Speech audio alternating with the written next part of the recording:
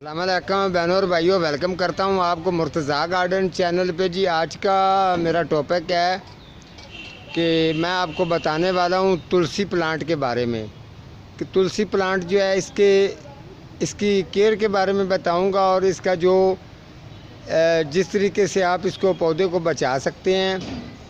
अगर पौधे को इसके तफसील थोड़ी सी मैं आपको बताऊँगा जिस तरीके मैं बताता रहता हूँ। तो ये सामने मैंने तुलसी पौधे का प्लांट का मैंने आपके सामने जो रखा है, इसकी केयर के बारे में और इसको अच्छा ग्रो करने में और जो तजर्बे को समझने के लिए क्या फ़र्क है, क्या रीज़न है, थोड़ा सा मैं आपको इसके बारे में तफसीली तौर पर बताऊंगा।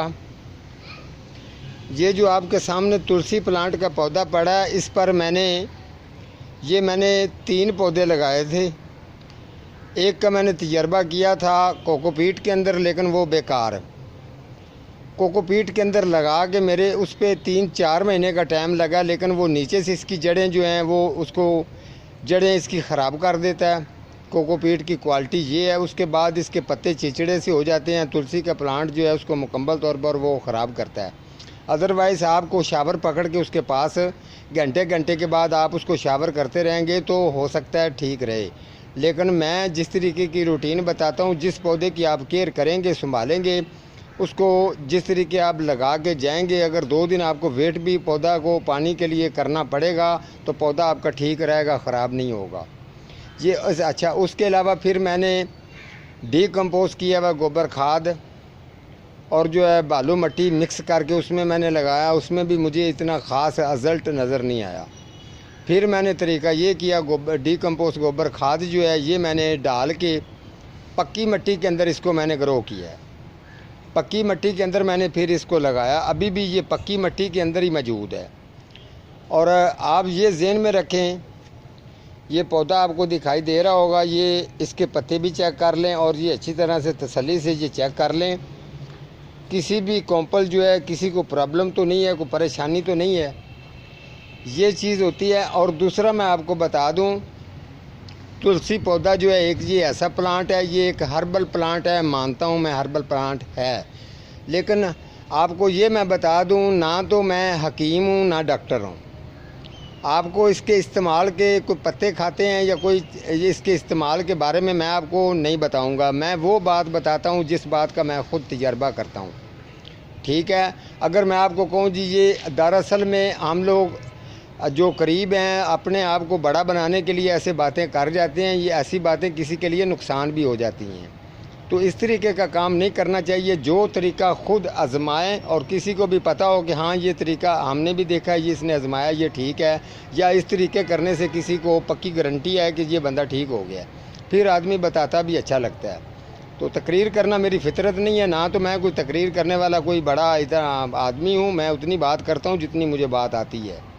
ये इस बात को तो मैं थोड़ा सा समझता हूँ कि जिस रास्ते पर मैं चलता हूँ, मैंने इतने साल जो हैं वो नर्सरी के जो ये नर्सरी वगैरह के रास्तों में मैं चलता रहा हूँ, तो बेशुमार जो है ना कांटे वगैरह कहीं गिरे होते हैं, गुलाब के, किसी और चीज़ के, ये कांटे वगैरह मुझे लग के ना, दरअसल में मेरा जो जिस्म है ना ये बिल्कुल जो है ना इसको ये अब पक चुका है। तो ठीक है, ऐसी मुश्किलातें जो हैं वो मैंने क्रॉस की हुई हैं, कोई ऐसा मसला नहीं है।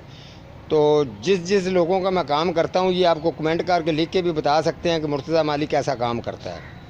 नंबर 1 वो मैंने आपको बताया कि ना तो हम हकीम हैं ना डॉक्टर हैं, ठीक है। ये हर्बल प्लांट ज़रूर है। मैं जो भी पौधे के बारे में बताऊँगा, उसकी केयर के बारे में बताऊँगा, जिस तरीके पौधा आपने अच्छा रखना है उसके बारे में आपको बताऊँगा।